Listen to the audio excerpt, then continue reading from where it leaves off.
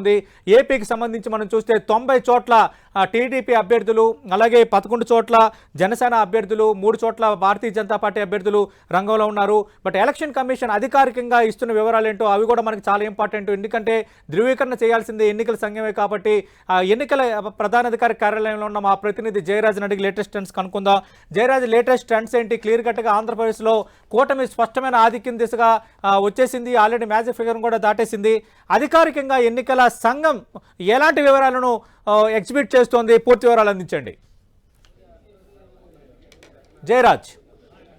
సతీష్, అంచనాలన్నీ మారుతా ఉన్నాయి. మొత్తం మీద చూస్తే కూటమి అత్యధికమైన స్థానాల్లో ఆధిక్యతతో ఉంది. ఇప్పటి వరకు కూడా 90 స్థానాలకు పైగా టీడీపీ, జనసేన, బీజేపీ కూటమి 90 స్థానాలకు పైగా ఆధిక్యతలో ఉంది. రౌండ్స్ అన్ని కొనసాగుతా ఉన్నాయి. ప్రతి రౌండ్లోనూ టీడీపీ ఆధిక్యత కొనసాగుతా ఉంది. మొత్తం 90 స్థానాల్లో ఇప్పటి వరకు కూడా ఆధిక్యత కొనసాగుతున్నట్టుగా తెలుస్తోంది. వాటిలో మొత్తం ఇప్పుడు అధికారికంగా ఎన్నికల సంఘం అధికారికంగా ప్రకటించినటువంటి వారి వెబ్సైట్లో అంశాలు మనం చూడొచ్చు. ఇక్కడ టీడీపీ ఇది అసెంబ్లీ కాన్స్టిట్యున్సీకి సంబంధించినటువంటి రౌండ్లు పూర్తయిన తర్వాత వచ్చినటువంటి అధికారికమైన ప్రకటన.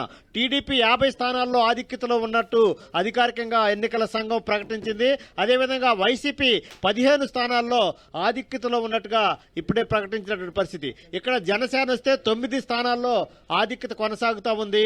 ఇక్కడ బీజేపీ 3 స్థానాలు. అంటే మొత్తం మీద కూటమి 50 టీడీపీ ఉంది, 9 జనసేన ఉంది, 3 బీజేపీ ఉంది. ఇక్కడ వైసీపీ 15 స్థానాల్లోనే మాత్రమే ఆధిక్యత కొనసాగుతున్నటువంటి పరిస్థితి. ప్రధానమైనటువంటి అభ్యర్థులు ఎక్కడెక్కడైతే ఉన్నారో వారిలో కూడా జనసేన వైసీపీ తరపున ప్రధానంగా ఉన్నటువంటి అభ్యర్థులు కూడా వెనకున్నట్టుగా ఈ రౌండ్స్ని బట్టి అర్థమవుతున్న పరిస్థితి. ఇక్కడ పార్లమెంట్ నియోజకవర్గాలకు వస్తే అధికారికంగా కేంద్ర ఎన్నికల సంఘం ప్రకటించినటువంటి అంశాలు మనం చూడొచ్చు. ఇక్కడ టీడీపీ 14 మొత్తం 25 పార్లమెంటు స్థానాల్లో 14 పార్లమెంటు స్థానాల్లో టీడీపీ ఆధిక్యత కొనసాగుతూ ఉంది. ఇక్కడ జనసేన కేవలం 5, వైఎస్ఆర్సీపీ కేవలం 5 స్థానాల్లో మాత్రమే తన ఆధిక్యతని కొనసాగిస్తూ ఉంది. ఇక్కడ బీజేపీ చూస్తే 4 స్థానాల్లో బీజేపీ కూడా పార్లమెంటు స్థానాల్లో 4 స్థానాల్లో బీజేపీ తన ఆధిక్యతను కొనసాగిస్తుంది. ఇక్కడ జనసేన 1 స్థానంలో కొనసాగిస్తుంది. అంటే మొత్తం 25 పార్లమెంటు స్థానాల్లో కూటమి ఇది 14, ఇది 4, 18, ఇక్కడ 1, జనసేన 1, మొత్తం మీద 19 స్థానాల్లో కూటమి ఆధిక్యత కొనసాగిస్తా ఉంది. మొత్తం మీద రౌండ్లు ఒక్కొక్క రౌండ్ పూర్తయిన కొద్దీ కూటమి తన ఆధిక్యతని అటు అసెంబ్లీ స్థానాల్లోనూ ఇటు పార్లమెంట్ స్థానాల్లోనూ కూటమి తన ఆధిక్యతని కొనసాగిస్తా ఉంది. మొత్తం మీద 90 స్థానాలకు పైగా కూటమి తన ముందంజలో ఉన్నట్టుగా ఇప్పుడు వరకు అందుతున్న సమాచారాన్ని బట్టి తెలుస్తుంది. సతీష్, రైట్ జయరాజ్, మరి కాసేపట్లో అప్డేట్స్ తీసుకునే ప్రయత్నం చేస్తాను. మరో బ్రేకింగ్ న్యూస్ చూస్తున్నా. మంత్రి బొత్స సత్యనారాయణ చీపురుపల్లిలో తన సమీప ప్రత్యర్థి మాజీ మంత్రి తెలుగుదేశం పార్టీ అభ్యర్థి కంటే 116 ఓట్ల వెనుకంజలో ఉన్నారు. కిమిడి కళా వెంకట్రావు కంటే 116 ఓట్ల వెనుకంజలో ఉన్నారు.